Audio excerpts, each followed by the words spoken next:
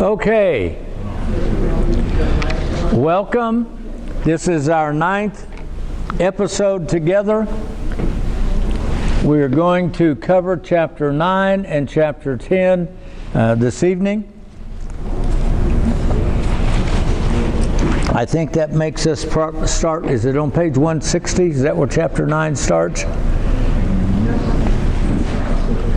Yes, no, close? Everybody found chapter 9. In paradise, Adam lived in a world with 2 trees.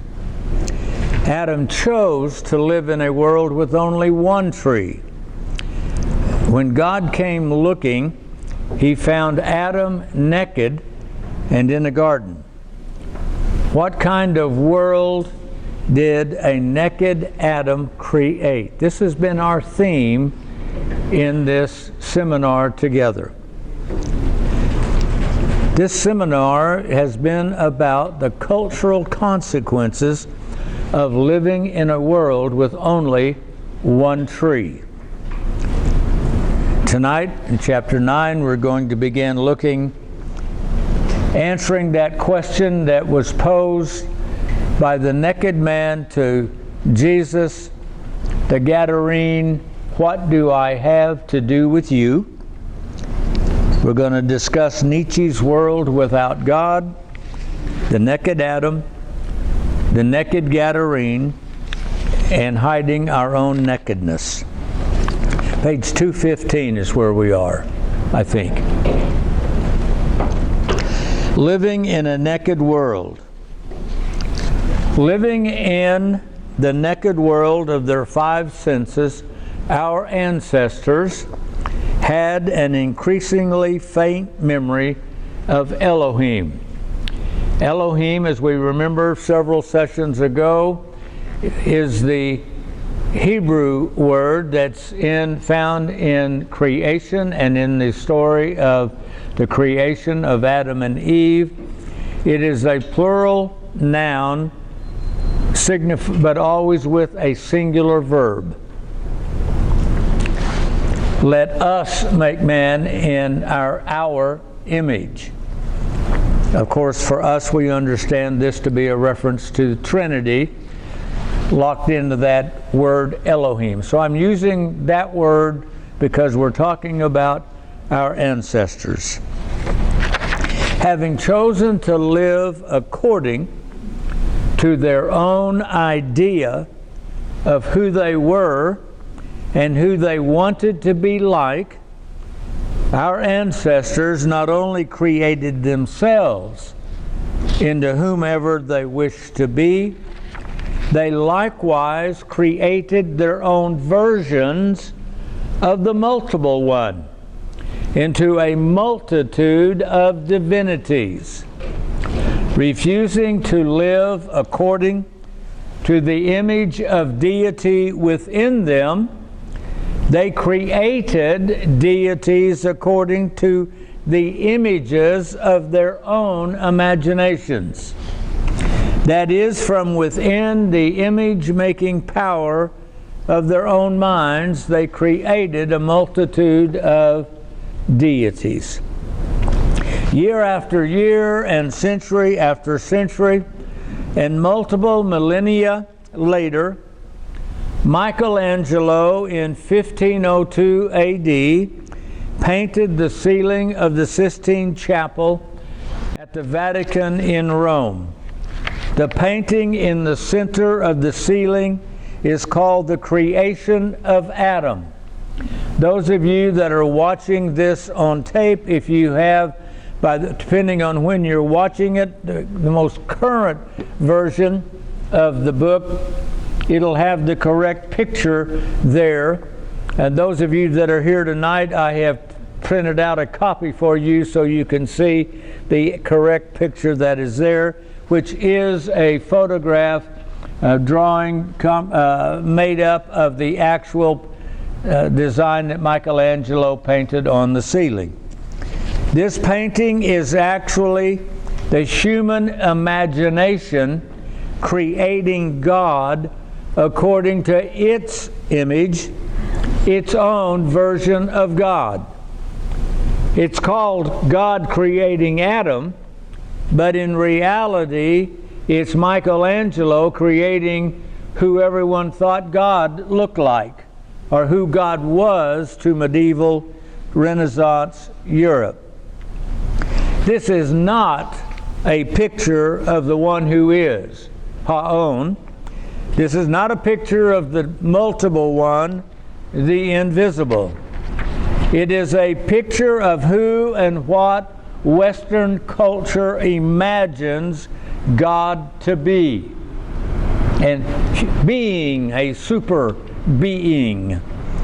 379 years after Michelangelo's creation of Adam, in 1881, Friedrich Nietzsche cast aside his cultural blinders and saw the truth. Michelangelo had not painted the creation of Adam by God. He had painted the creation of God by Adam. Let us be clear.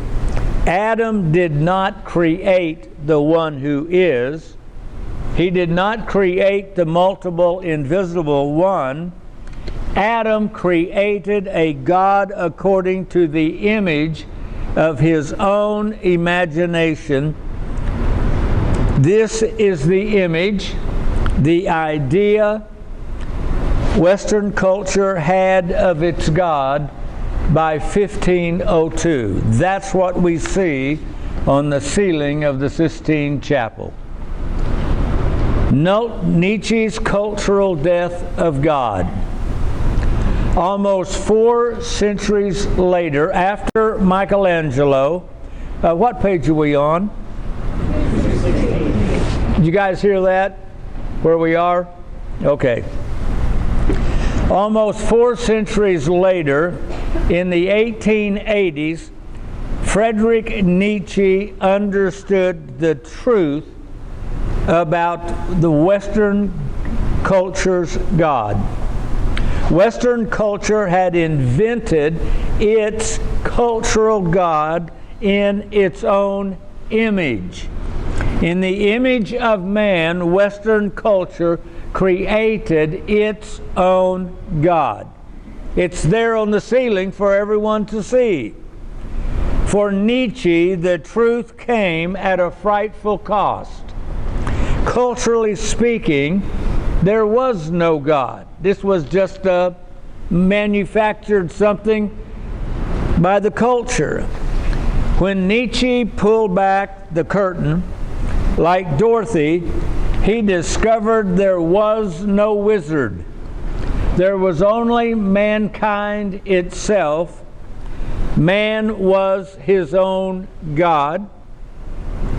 And there I think you see an illustration of mankind creating himself as his own God.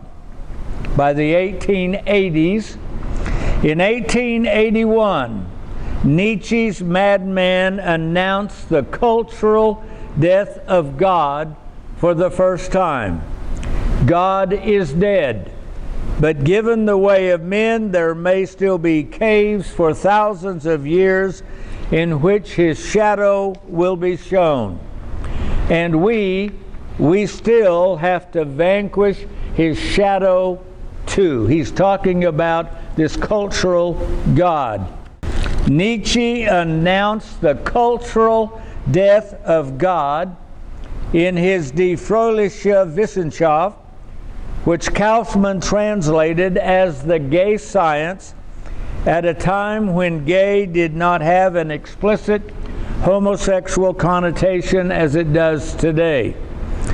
The title represents a defiance of convention by any serious, disciplined, rigorous quest for knowledge. The joyful science is often a contemporary translation of the title. It is this defiant, serious, disciplined, and rigorous quest for knowledge. That's the one tree that caused the madman to declare, "Where is God?" he cried. "I will tell you, we have killed him. You and I, all of us are his murderers. God is dead. God remains dead, and we have killed him." I'm quoting Nietzsche. He's my madman.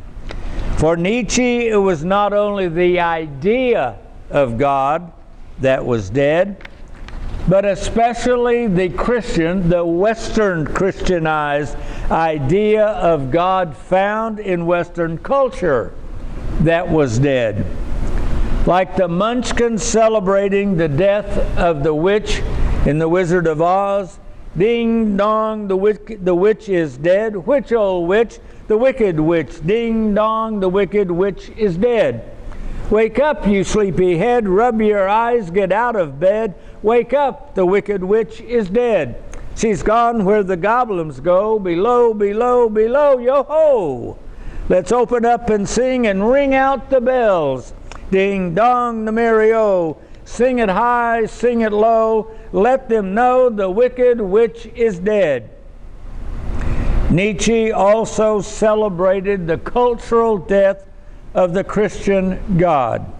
He said the meaning of our cheerfulness, the greatest recent event, that God is dead, that the belief in the Christ God has become unbelievable, is already beginning to cast its first shadows over Europe.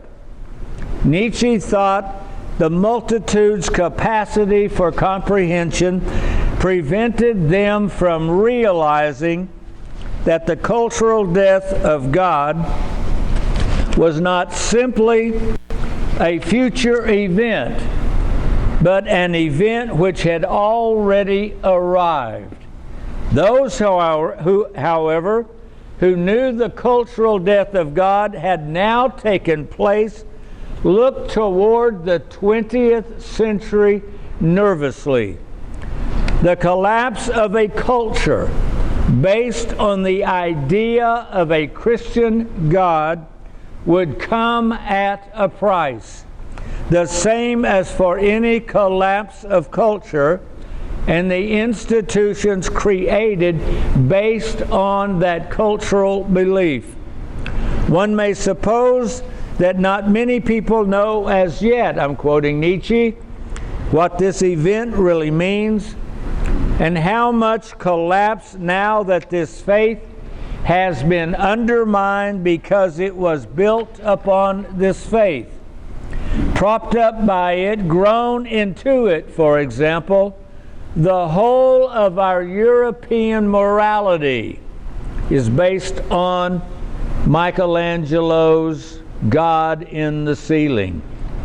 This long plenitude and sequence of breakdown, destruction, ruin, and cataclysm that is now impending.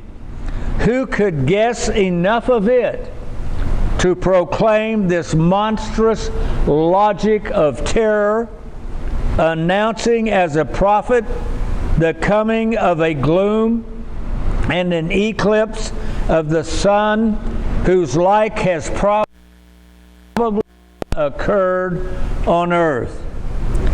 Living in the 1880s, Nietzsche realized he was already living in the premature birth of the 20th century. Who could have foretold in the 1880s the coming century? A century of 2 world wars, the Bolshevik Revolution, the Armenian Holocaust, the Jewish Holocaust, the Korean War, the Vietnam War, a century in which more people died than in any other century in human history.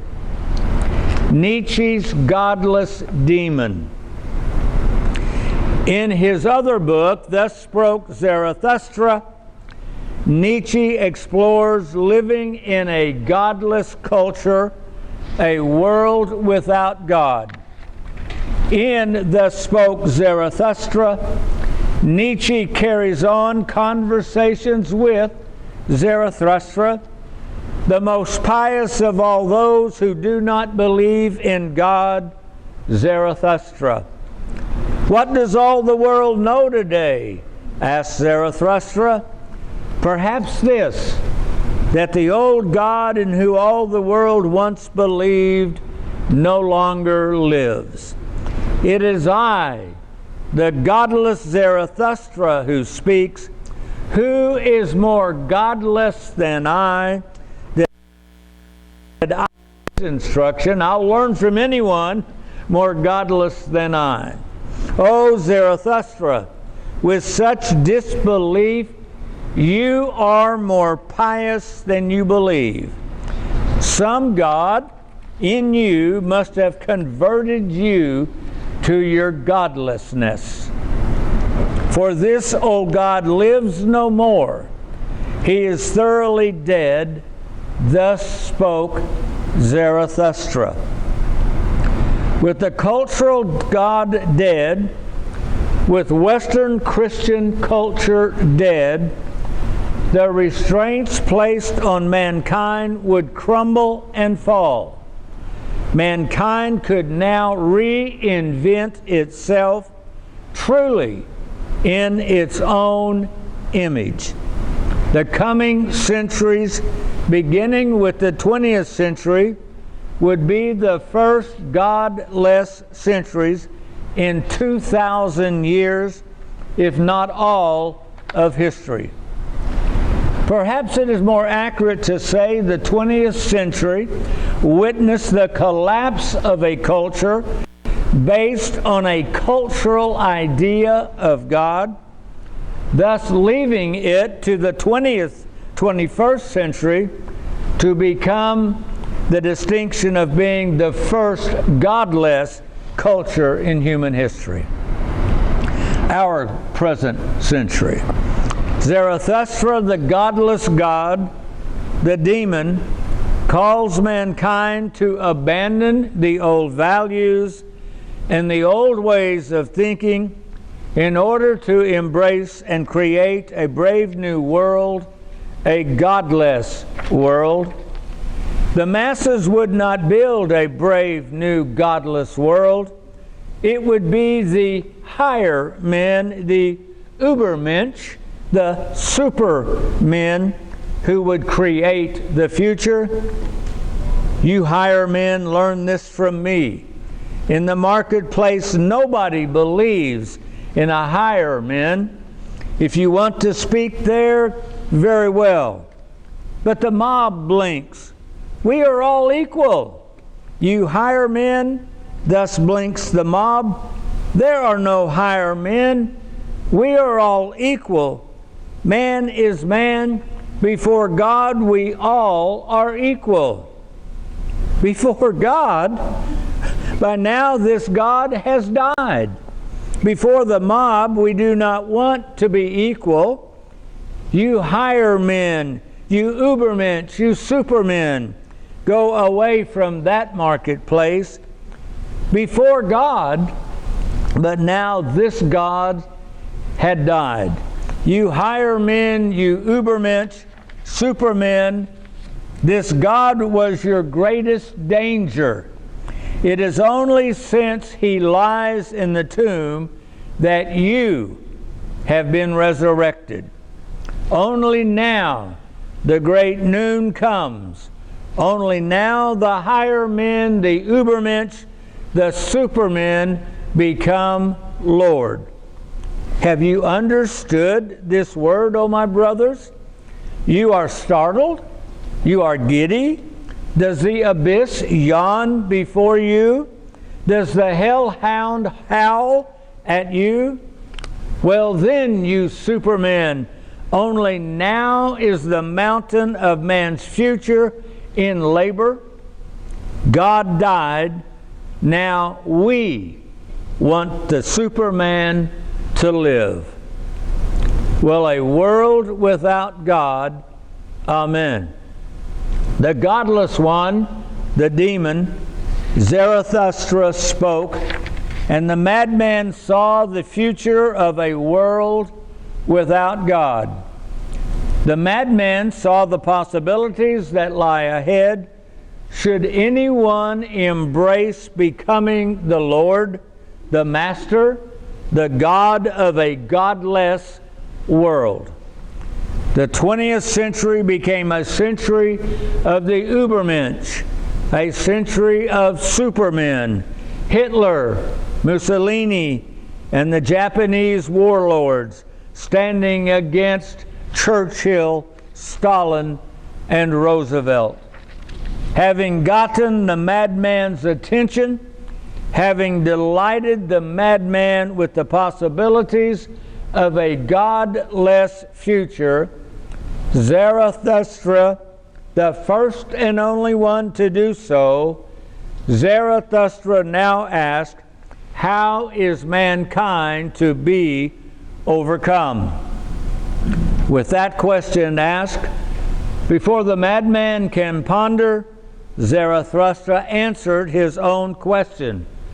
The supermen must overcome the little men. Overcome these masters of today, oh my brothers, these small people. They are the superman's greatest danger.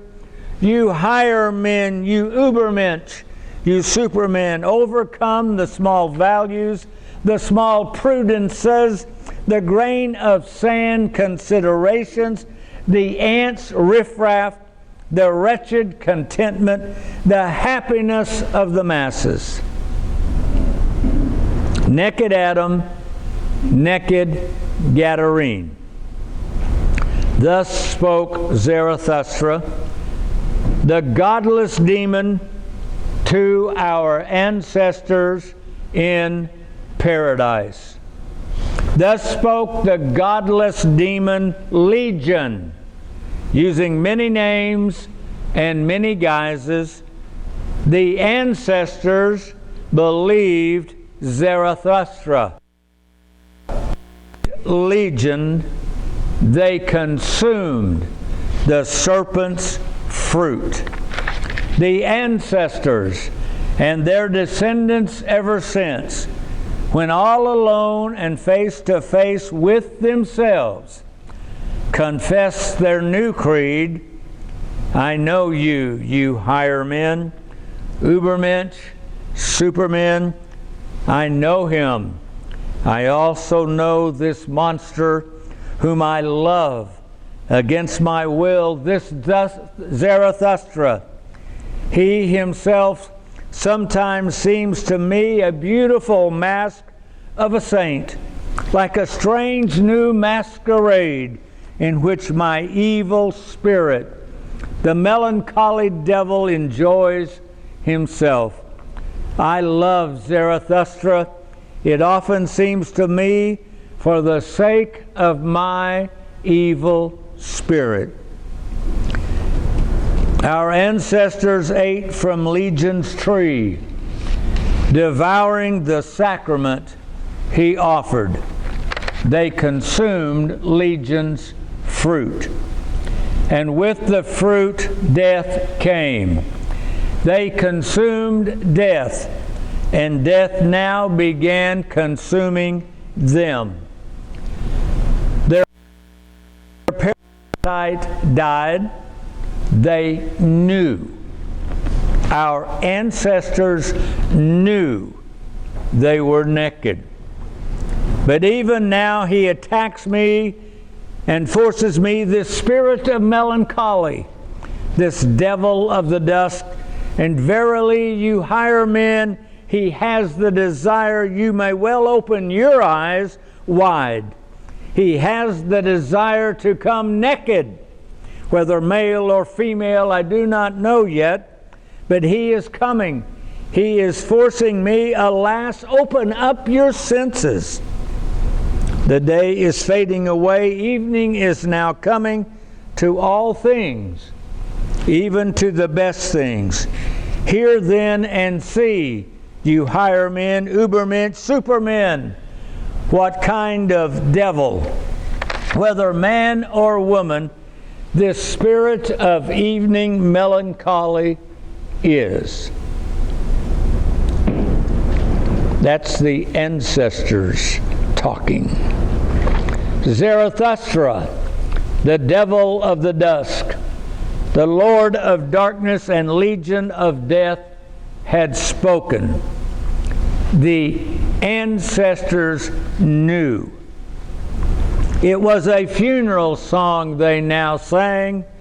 The day is fading away. Evening is now coming to all things, even to the best things. Our ancestors knew the truth. They knew they had consumed the sacrament of death. They knew they were naked. They knew the trees of paradise had become tombstones. They knew they were naked in a graveyard. Our naked inheritance. Our ancestors chose not to become who they were created to become. They chose to be their own God, their own emperor. They chose to cast aside their ontological garments, choosing instead to wear garments fit for an emperor. They wore the emperor's new clothes. Their choice became our inheritance. The Gadarene, naked in a graveyard, is us. Legion, all of us. Nietzsche's madman is us, all of us. Like the emperor in Andersen's story, we are blind to our own nakedness, pretending we are neither naked nor dying. Well, what Nietzsche saw from Mount Nebo. Nietzsche stood on the threshold of the 20th century. Like Moses, he looked into the promised land of the future. He saw mankind for who we are, naked, godless little emperors, to be ruled by greater emperors, the supermen. Little emperors and greater emperors alike, we parade ourselves thinking our non-existent clothes cover our nakedness. In ways unable to ignore, the 20th century came. The Ubermensch came. The supermen, the Bolsheviks, the Nazis, and Mao came.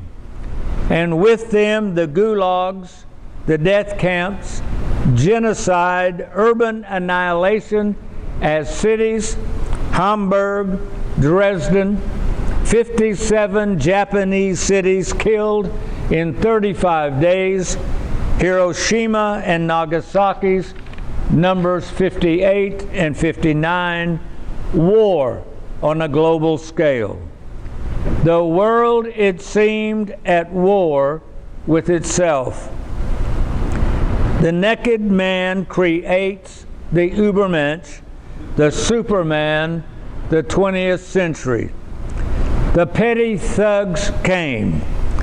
The supermen came leading the masses, turning democracy into little men, naked puppets, Zarathustra's vigilantes, eliminating the memory of their now dead God.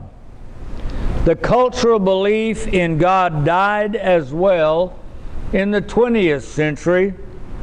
Today, in the 21st century, only a shadow of the cultural God remains in Western culture. We have become like our ancestors who we have chosen to become. We are naked, living in a graveyard. a fish in water. A fish does not know that it is in water. If you tried to explain it, they'd say, "What is water?"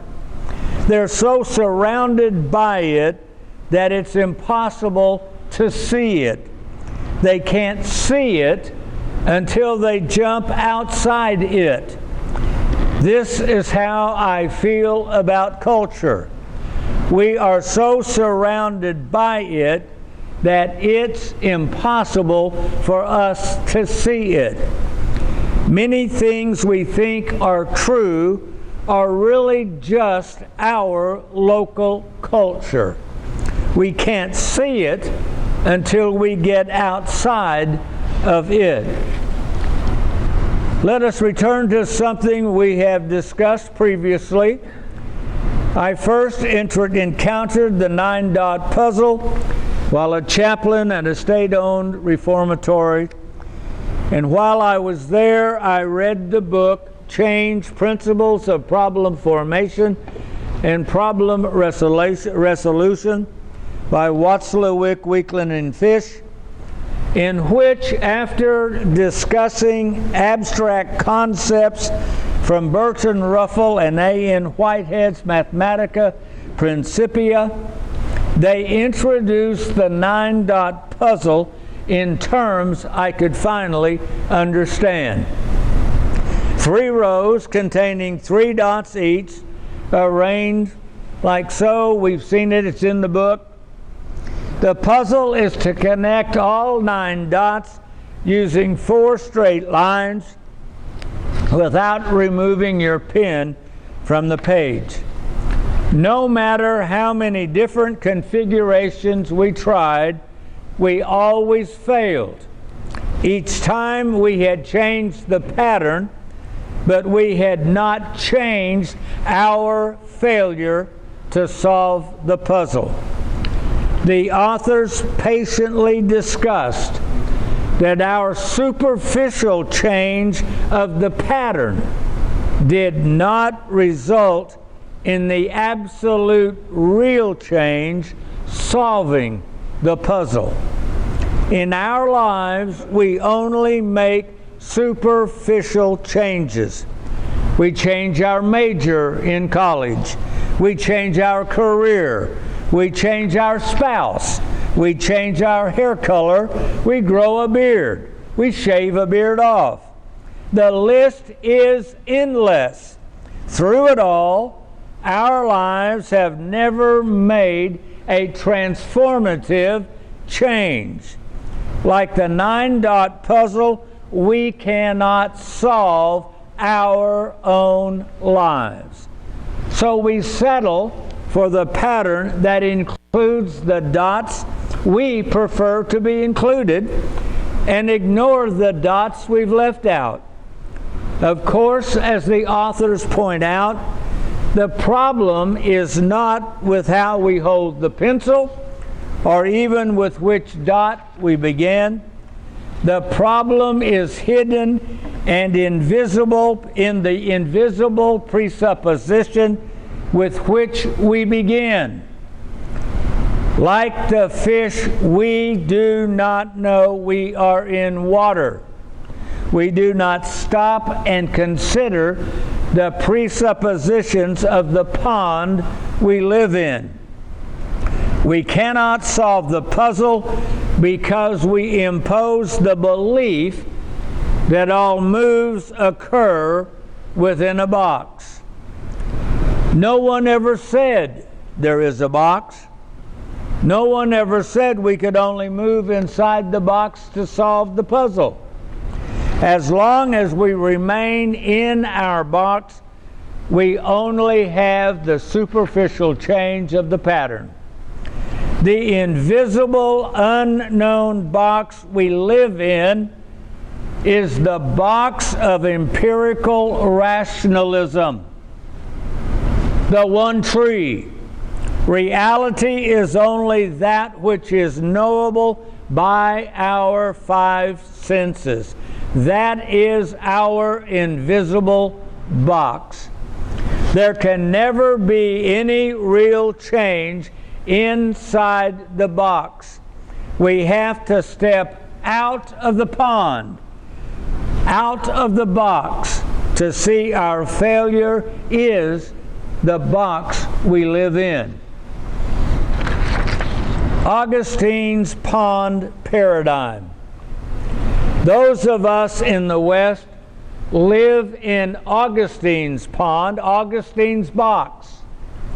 About 400 years after Christ, Augustine invented the pond, the paradigm for the Latin-speaking Western end of to swim in, to create and build medieval culture in.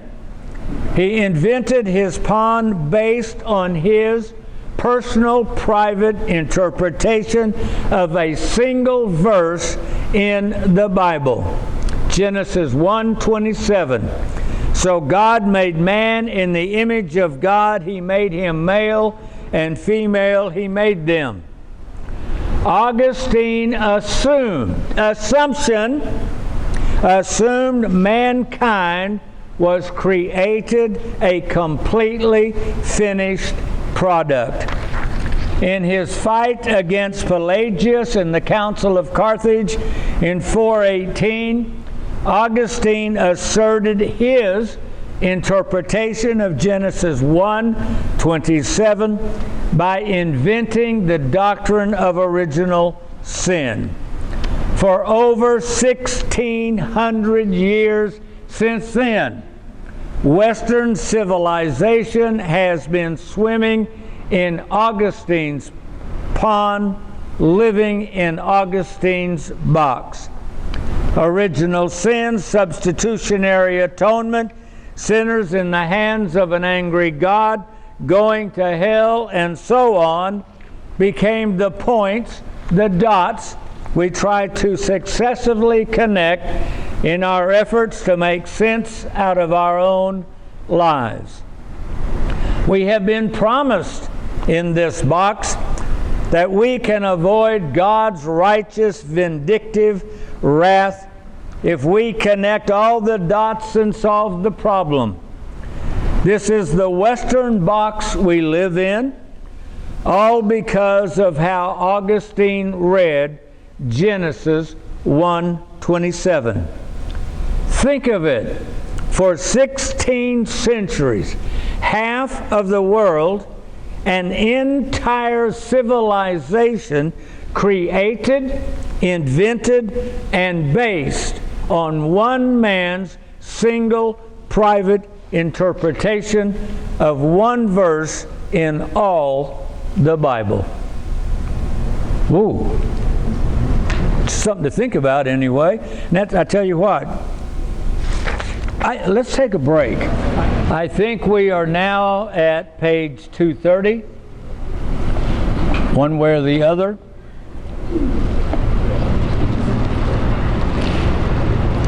Genesis 1:27 reconsidered. Let us consider Genesis 1:27 in light of the verse preceding it. Genesis 1:26, then God said, let us make man in our image, according to our likeness. Let them have dominion over the fish of the sea, over the birds of the air, and over the cattle, over all the earth, and over every creeping thing that creeps on the earth. Verse 27 then, so God created man in his own image. In the image of God he created him, male and female he created them. Omitting that portion over creation, the pertinent passage portions read, then God said, let us make man in our image, according to our likeness. So God created man in his own image, in the image of God he created him. Verse 26 clearly states the intention to create mankind in the image, the word is icon, and likeness, homoousion or homoousion. Verse 27 clearly states that the actual creation of mankind included only the image, the icon, and not the likeness. Two different things were intended, of which only one was actually done. In which case, mankind was not yet a fully complete and finished creation. Or, alternatively, as Augustine did, we assume. We know what assumptions do to us. We assume image and likeness, icon and homoousion are treated as synonyms. And therefore, image in verse 27 is assumed, that's our assumption, to be inclusive of likeness as well. In which case, mankind was a fully, complete, and finished creation. So which is it? Was mankind created completed, as Augustine believed? Of course, I have to ask a question. If Adam and Eve were already like God, completed, how could the serpent tempt them with any instantaneous God-likeness? If they're already there, how can you tempt them with that? Or was mankind left unfinished and incomplete? What was believed prior to Augustine? That is, what was believed in the church prior to 418 AD? What was the original understanding, the original paradigm before Augustine invented his Western paradigm, his Western box? 2 centuries before Augustine, writing in the 3rd century, Christian theologian Origen said in his book on First Principles, now the fact that he said he made him in the image of God and was silent about the likeness points to nothing else but this, that man received the honor of God's image in his first creation, whereas the completion of God's likeness was reserved for him at the consummation. The purpose of this was that man should acquire it, the likeness, for himself by his own earnest efforts to imitate God, so that while the possibility of attaining completion was given to him in the beginning through the honor of the image, he should in the end, through the accomplishment of these works, obtain for himself the complete likeness. Or consider the theological giant Gregory of Nyssa, writing in the late 300s before Augustine in the early 400s. Let us make man in our image after our likeness. We possess the one by creation. We acquire the other by free will. In the first structure, it is given us to be born in the image of God. By free will, there is formed in us the being in the likeness of God. Let us make man in our image. Let him possess by creation what is in the image, but let him also become according to the likeness. God has given the power for this. If he had created you also in the likeness, where would your privilege be? Why would you be crowned? And if the Creator had given you everything, how would the kingdom of heaven have opened for you? But it is proper that one part is given you, while the other has been left incomplete. This is so that you might complete it yourself, and might be worthy of the reward which comes from God. Or lastly, consider the theologian Diodicus of Photys, a contemporary of Augustine, in his book on spiritual perfection. The actual word is spiritual completeness. All men are made in God's image, but to be in his likeness is granted only to those who through great love have brought their own freedom into subjection to God. For only when we do not belong to ourselves do we become like him who through love has reconciled us to himself.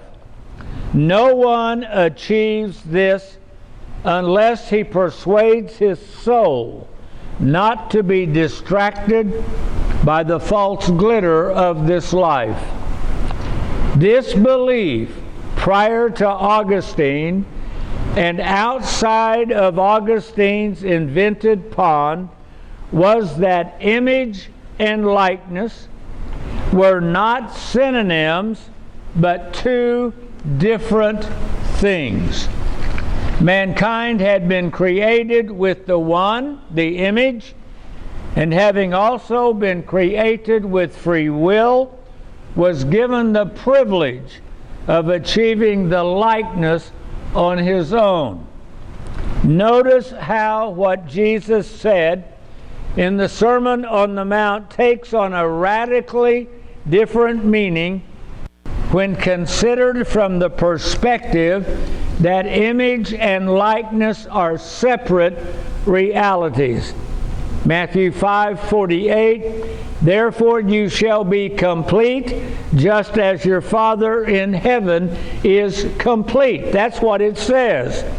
And of course in English it says, you shall be perfect, just like your Father in heaven is perfect. But Jesus is saying you have the image, but you do not yet have the likeness. Be finished, completed, the way your Father in heaven is complete. God in the flesh did not come to spank, scold, or punish mankind for their mistakes, for being less than perfect, for not being complete. God in the flesh did not come to condemn the world, but that the world through him might be rescued. He did not come to condemn us for being incomplete. He did not come to finish our job for us. He came to make it possible for us to finish the job for ourselves. The issue of death, not hell. I think you're on page 233. Free will requires choice, the freedom to choose. Choice requires consequence, or the choice is not real, but only pretend. It made no difference one way or the other. It is the consequences that gives meaning to the choice. In Augustine's pond, a perfect Adam and Eve choose to disobey God and incurred the angry, vengeful wrath of God, sentencing them to burn in the fires of hell for eternity. However, outside Augustine's pond, the story of choices and consequences are quite different.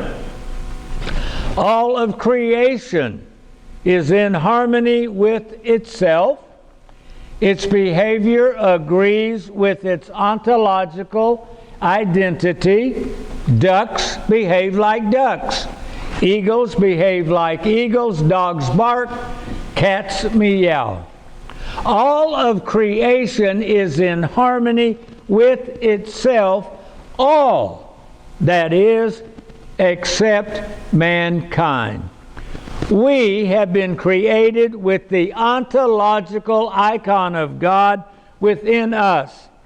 We have been given free will to choose to behave like the image, so that our behavior towards one another becomes like God's behavior towards us, like the icon of God within us. Our behavior in agreement with our ontological identity creates and gives us life. The choice gives us life. The choice to use our free will can be the choice to do our own thing. Instead of being like the image of God within us, we choose instead to be like some other image, some Hollywood or music idol or sports hero, whomever we want to be, whoever our hero is that we want to be like. After all, it's my life. I'll do what I want, becomes our own rebellious claim. The consequence of becoming like something else, something other than our ontological DNA, makes us out of harmony with ourselves, with each other, and of course, with our Creator. Our behavior is not in agreement with our identity. Instead of giving life to life, we have given life to death. It is death that is now alive and at work in each one of us. God in the flesh did not come to condemn us and send us to hell. He came to rescue us from the mess we have gotten into, the suicide of causing our own death. I have come that you might have life, the surpassing abundance kind of life. This is the life that cannot die. You can have it now, here already, now already, in this lifetime already. We can begin being who we ontologically are and who we are created to become. We can begin becoming like the image of God within us. It's a choice to do so. Even when we physically die, we shall not die. Everyone who already has this living life, living within them, shall never die, even though our physical body shall die. Simply put, the issue is death, not hell. There are only two versions of Christianity. Only two real versions of God in the flesh. There is Augustine's version with an angry God sending all mankind to hell. original sin, demanding a substitutionary atonement, a victim to take mankind's place. Augustine's pond's paradigm looks like this, the 9-dots box. Connect the dots any way you wish, you're still in his pond.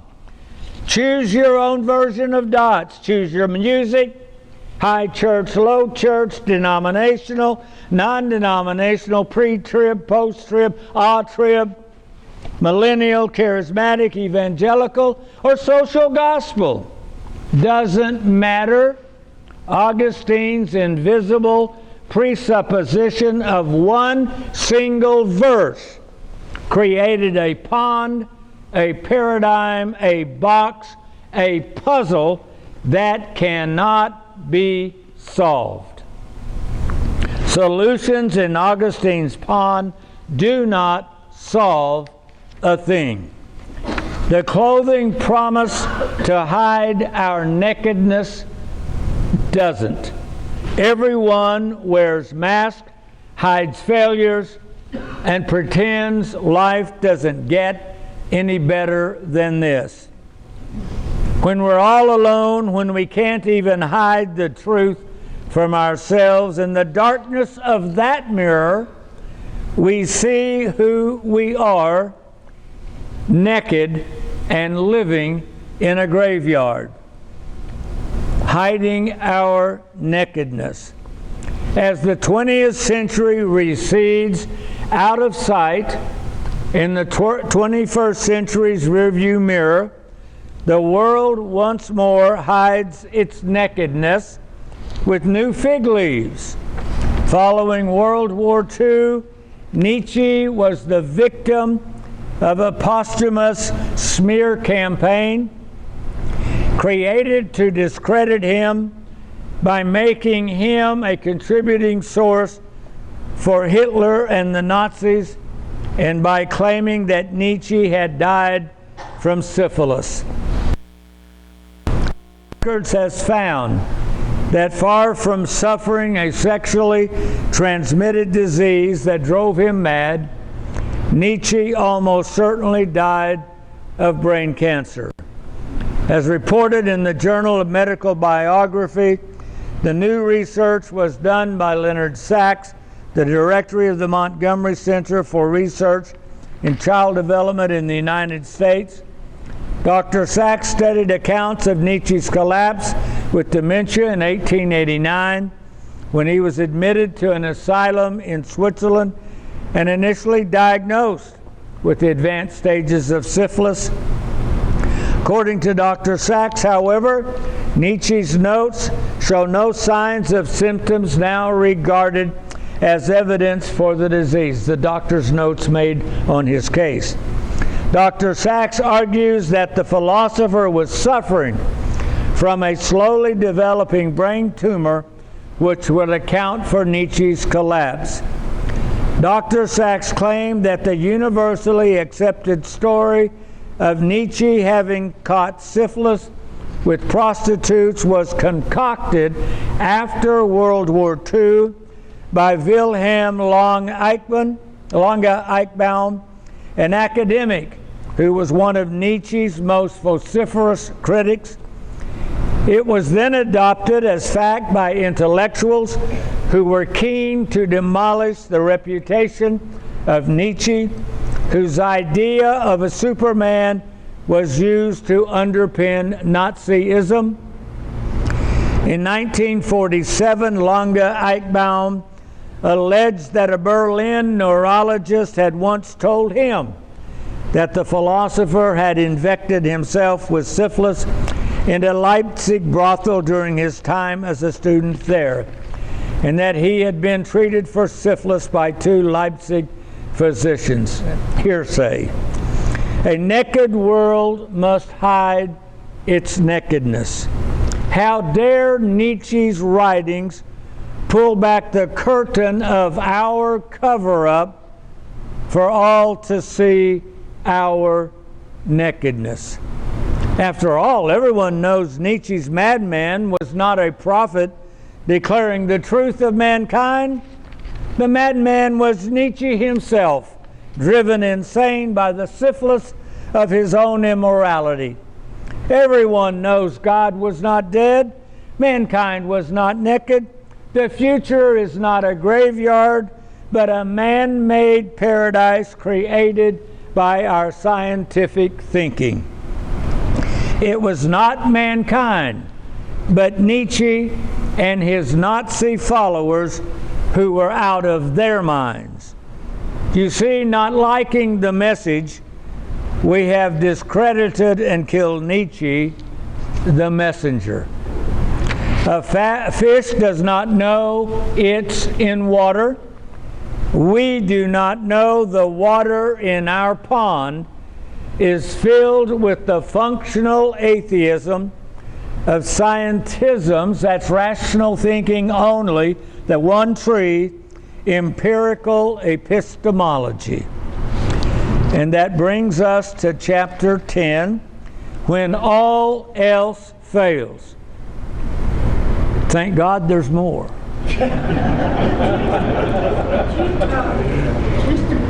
I can't hear you. On page 235, at the very top, he talks about original sin.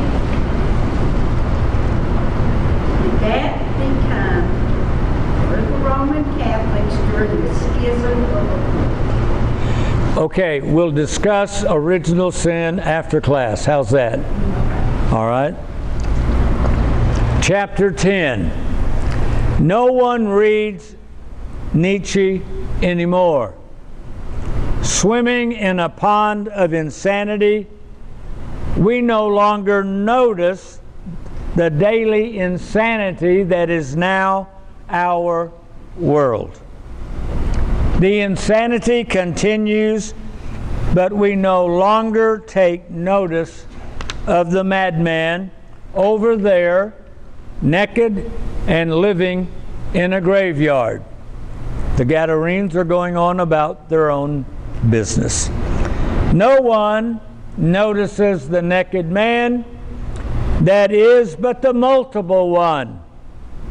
The multiple one takes notice. He comes as he always comes to paradise in the cool of the evening. Whether it is to a naked Adam hiding in the bushes or a naked Gadarene hiding in a graveyard, God comes. He always comes. The eternal, timeless, changeless, multiple one and his paradise are always the same, whatever always means when there is no time. They remain unchanged, not in a static, non-functioning way, unchanged in the sense of constant, constantly unchanged, constantly abiding.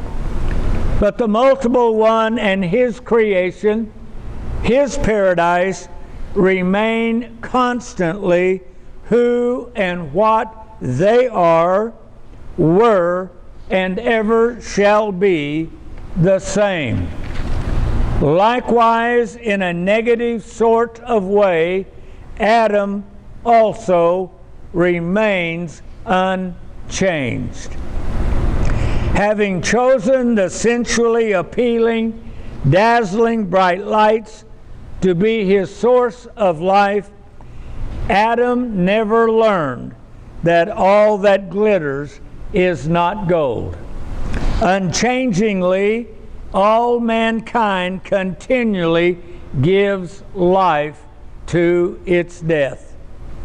It is not the tree they chose that feeds and gives them life. It is they who give their life to their chosen tree. Adam and Eve are constantly naked, constantly dying, constantly hiding their nakedness in their fig leaf denials. The constant comes as he always has and always will, seeking and calling repeatedly, constantly coming, looking for Adam. Gentle, kind, and loving, the multiple one comes. He does not come trying to find Adam the same way Adam looks for his misplaced keys, his lost wallet, or his runaway dog. It is impossible for Adam to hide from him. No, he comes to find whether Adam is now ready to be found. The multiple one only finds us when we are ready to be found. The multiple one finds us at the level we are willing to be found. Peter, do you love me? Why, yes, Lord, I like you. Peter, do you love me? Yes, Lord, you know I like you. Peter, do you like me? Yes, Lord, you know I like you. Peter could not, would not meet God on God's terms, love. Peter was only willing to meet God on his own terms, friendship. God does not get angry. He does not reprimand or upbraid Peter for his unwillingness. God lovingly condescends to meet Peter, to meet each one of us on our own terms. Peter, do you like me? Adam, Peter, and all the rest of us hiding under the covers like children think we cannot, because we cannot see him, that God cannot see us. God knows who we are and where we are. God finds us when we are finally ready to be found.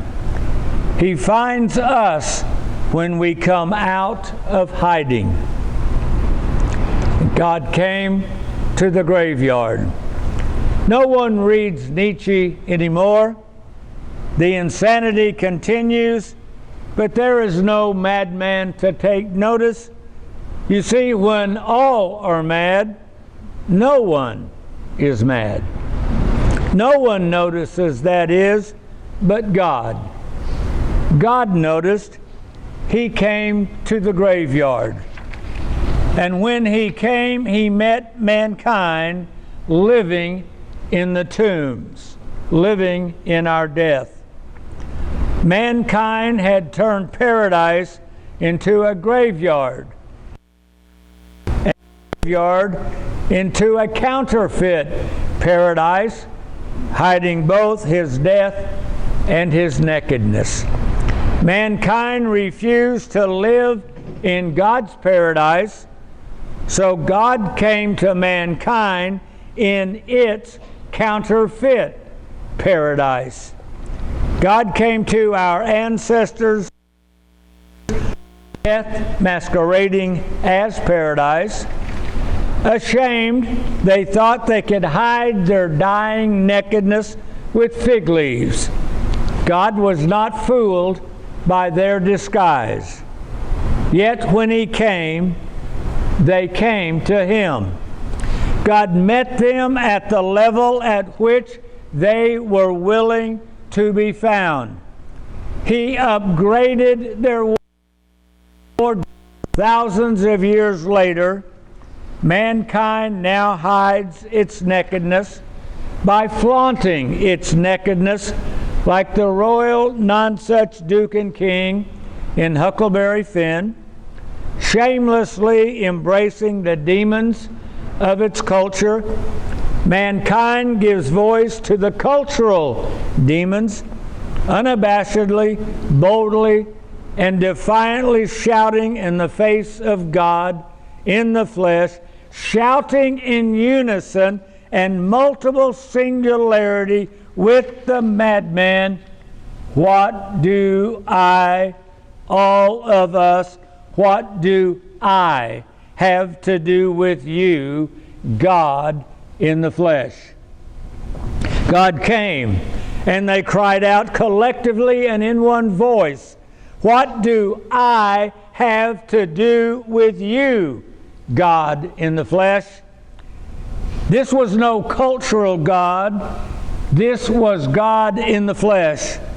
This was no Superman pretending to be God. This was God in the flesh. They, Zarathustra, Legion, and the united voice of all mankind, shouted, what do I have to do with you? Not we, not what have we to do. You see, there's only one humanity, one mankind, created by one multiple God. There is no we. There is only the collective I, known as Legion. Mankind listened to Zarathustra and embraced Legion. Mankind has become the habitation of demons. Mankind has a singular voice. What do I have to do with you? God in the flesh has nothing to do with demons. What has light to do with darkness? What has life to do with death? What has sanity to do with insanity? God answers in what He does. He separates the singular I, what do I have to do, into two voices. He separates mankind and Zarathustra's legions into two groups. And He told the death bringers to give their death to the swine. God in the flesh dismissed them to take their death elsewhere. You know, there are those who feel sorry for the swine. They mourn their death. They see death and feel sorry for the swine, but fail to see death itself and do not weep for mankind's death all around them. It is God in the flesh who weeps for mankind. It is God in the flesh who weeps for the death of His creation. There it is, in writing, God wept. Not the Gadarenes, not the world, but God. It is God in the flesh who wept, who weeps for what mankind has done to itself. With the demons dismissed, God in the flesh spoke to the naked man, the collective singular of all mankind. I have come that you might have life, and overabundantly life-giving, death-conquering life. I have not come to condemn the naked and the dying. I have come to rescue the naked and dying. I have come to rescue those who choose to be rescued. You are naked and dying already. Those who choose me and the life I bring are rescued already. Here already, now already, the kingdom, the paradise is at hand. Amen. We'll finish up next week then. We'll see you then. Thank you and God bless you.